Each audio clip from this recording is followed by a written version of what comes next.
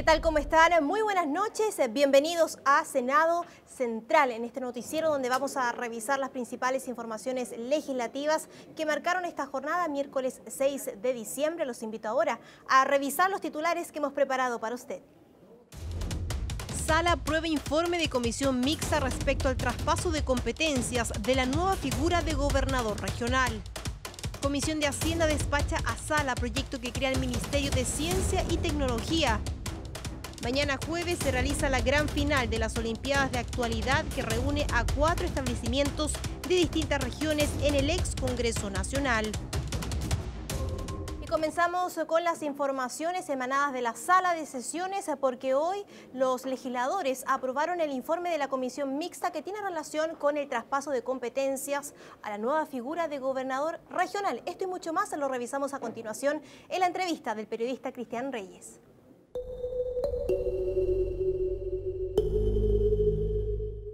Hola, muy buenas tardes. Como en cada edición central de Senado Noticias, cuando corresponde a una sesión del Pleno, ahondamos con algunos de sus protagonistas para conocer más detalles precisamente de las iniciativas vistas en la sala. En este caso me acompaña el senador Rabindranath Quintero, referente de la Comisión de Gobierno y además identificado con sin duda el tema de la semana. Senador, muy buenas tardes. ¿Qué tal? Muy buenas tardes. Conforme le deja este despacho, por una parte de la mecánica de la elección de los gobernadores regionales, por otra parte el tema de las competencias, ¿qué sensaciones le deja esta semana? Pero la verdad de las cosas que después de 27 años estar soñando con una descentralización, esto es un gran paso.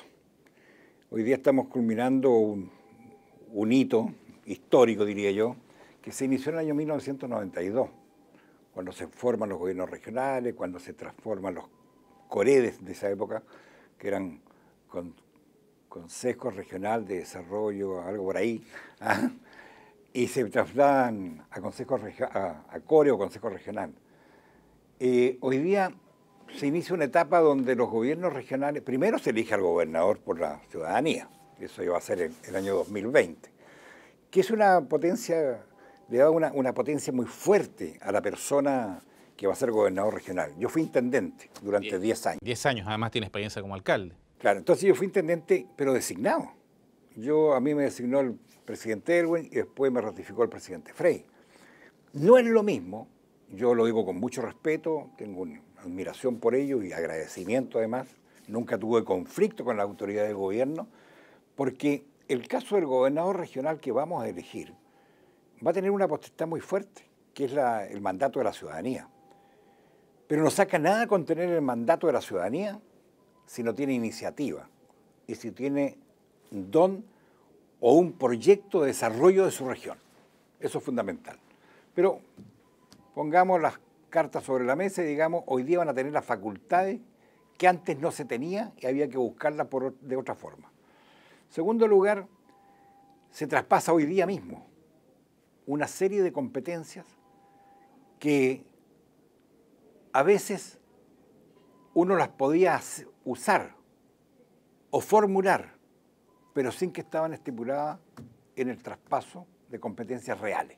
Por ejemplo, expliquémosle a la gente. Sí. Por ejemplo, hoy día usted puede llegar a hacer un acuerdo directo con ministerios.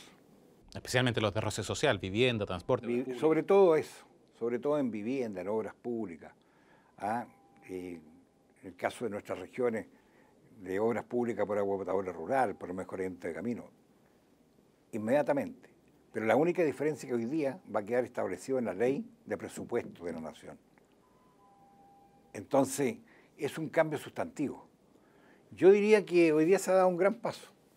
Hay algunos colegas, yo creo que esto todavía no termina la votación, va a ser por mayoría, yo diría casi absoluta, alguna abstención, pero es un gran paso. Las abstenciones pasan, perdón, senador, por el tema de las dudas que generan precisamente este tema de competencia. No, por supuesto, para mí me llamó la atención y lo dije en mi intervención, porque debo ser muy franco, la senadora Bombal fue un gran aporte en la comisión mixta, un gran aporte, y me llamó la atención que se haya obtenido. Ella aportó con ideas, se opuso a algunas cosas, que se dio cuando había que oponerse.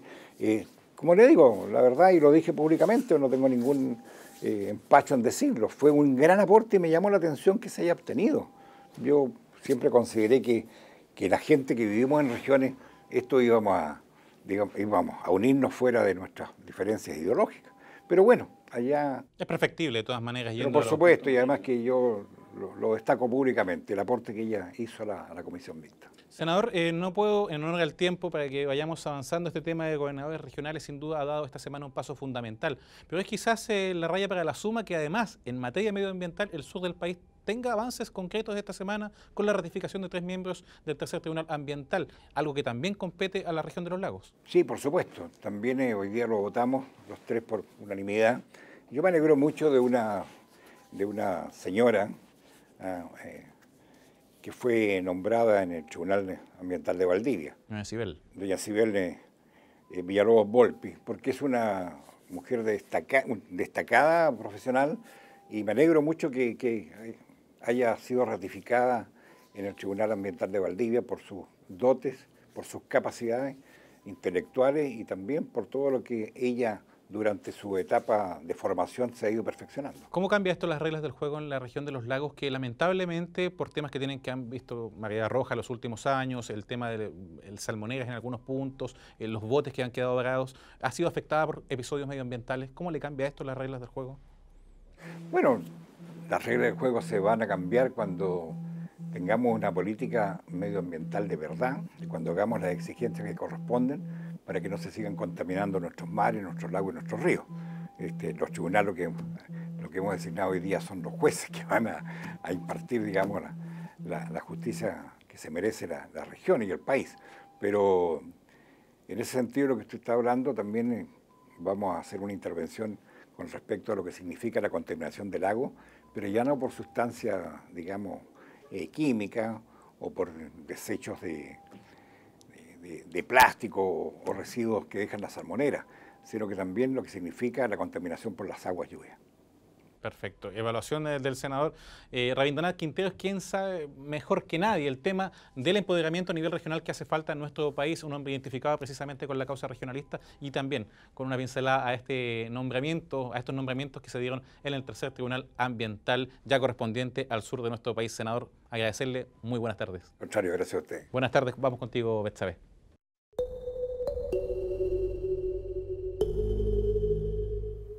Ahí estaba la entrevista de nuestro periodista Cristian Reyes. Si usted la quiere repetir, puede ir a nuestro canal de YouTube, y más información de este proyecto y todos los que se vieron en la sala en senado.cl.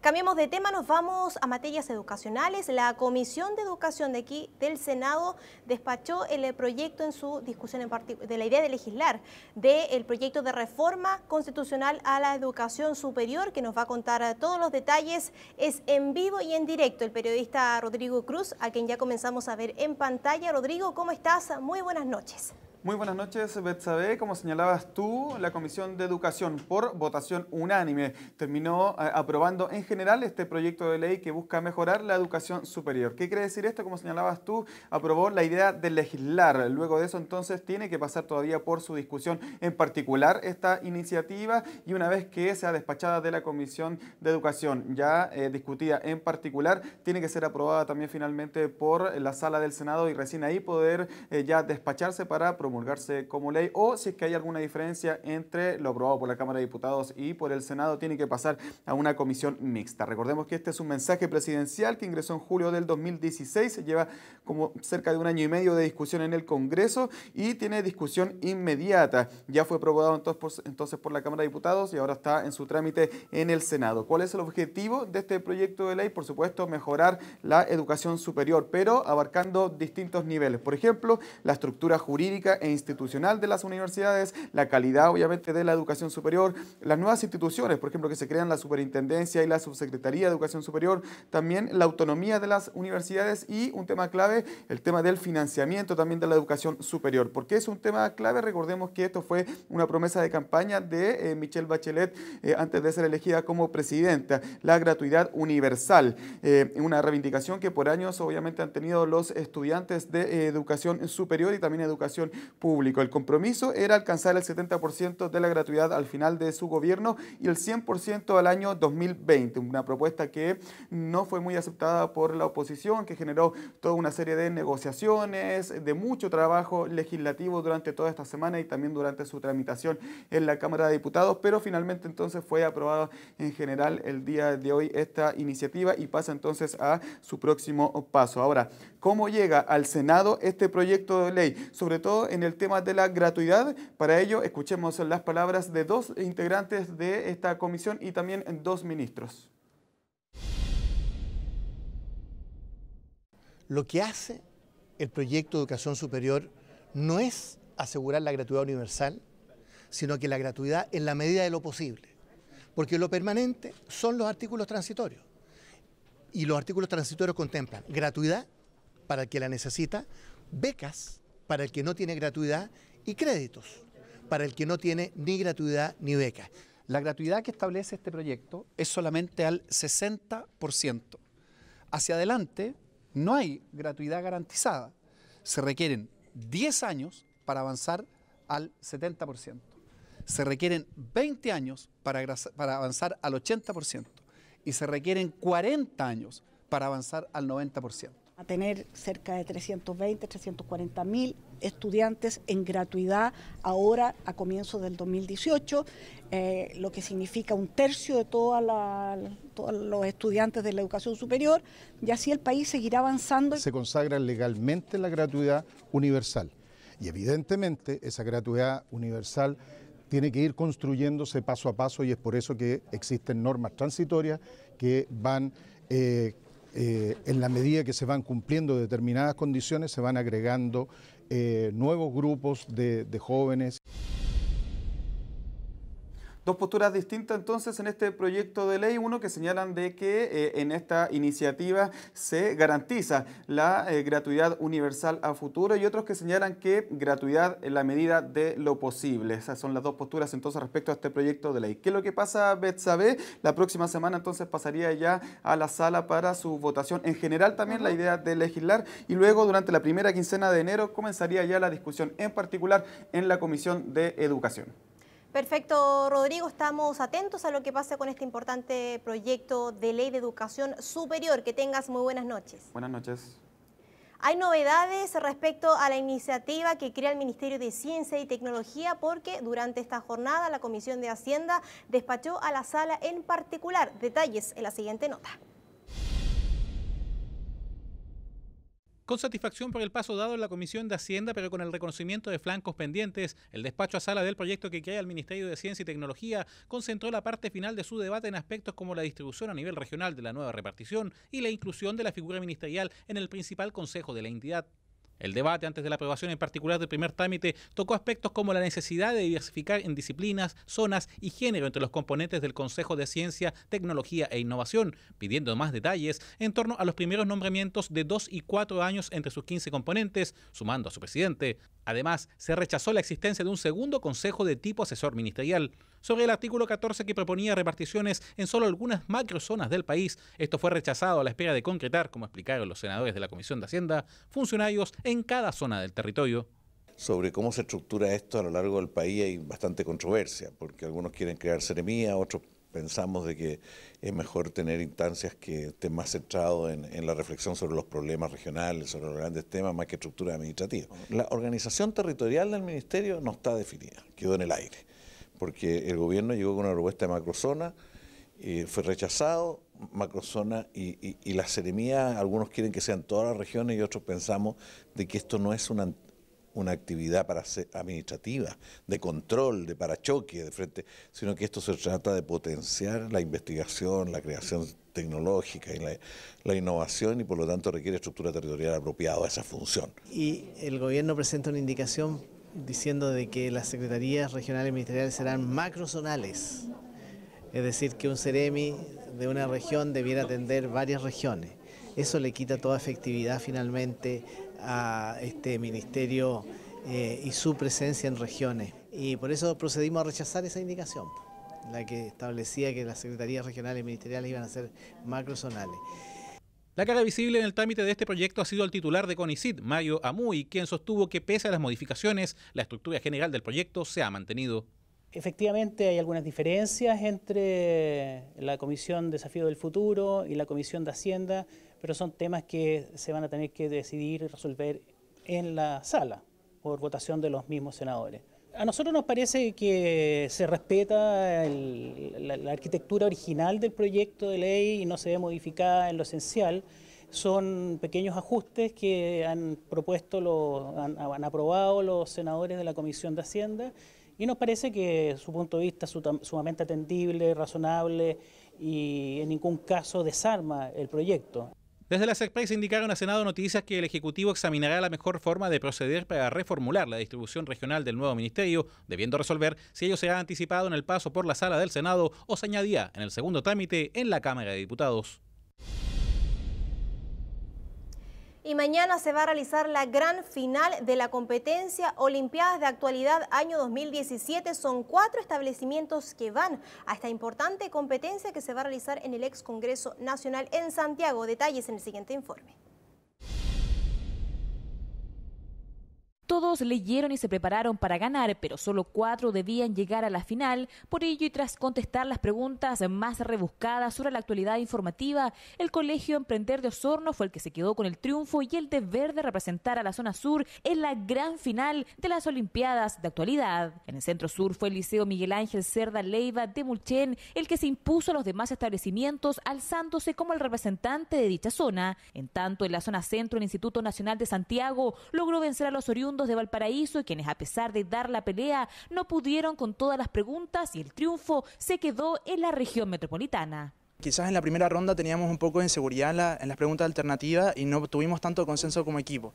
Y en ese sentido tuvimos algunos traspiés en contestar a los jurados, pero ya después retomamos con el desarrollo y claro, hoy día la competencia estuvo muy reñida, estuvo muy complicado salir adelante, porque todos los equipos estaban muy bien preparados y eso felicitar también a los demás equipos que estaban sumamente bien preparados. La zona norte, en tanto, depositará sus expectativas en el buen desempeño del Colegio San Antonio de la Serena, que también integrará el grupo de los 4 establecimientos que se disputarán la gran final, que se realizará en la sala de sesiones del ex Congreso Nacional en Santiago. Hasta allá llegarán los alumnos que decidieron participar activamente del concurso organizado por la Asociación Nacional de la Prensa, INACAP, y patrocinado por el Senado de la República. Una iniciativa que convocó a más de 300 establecimientos a lo largo de todo el país y que busca estimular y fomentar la lectura y el interés de los jóvenes por la contingencia nacional. Son instancias muy positivas para nosotros y creo que para los muchachos también desde el punto de vista de que se van, digamos, relacionando con la prensa escrita y de una u otra forma les genera el hábito de la lectura y además el tema crítico, digamos, de tener opinión frente al acontecer nacional. Así las cosas, solo queda esperar el 7 de diciembre, fecha cúlmine donde solo quienes hayan preparado a conciencia y logren manejar los nervios de un concurso de tamaña envergadura obtendrán el ansiado primer lugar. Ya lo sabe, Olimpiadas de Actualidad a partir de las 11 de la mañana por TV Senado. Yo les recuerdo, como siempre, quiere repetir alguna información legislativa o saber mucho más de todo el trabajo de toda esta semana en comisiones y la sala de sesiones, vaya a nuestras redes sociales. Estamos en YouTube, en Instagram, en Twitter, en senado.cl y mucho más. Soy Betsabe Fuentes, que tenga muy buenas noches.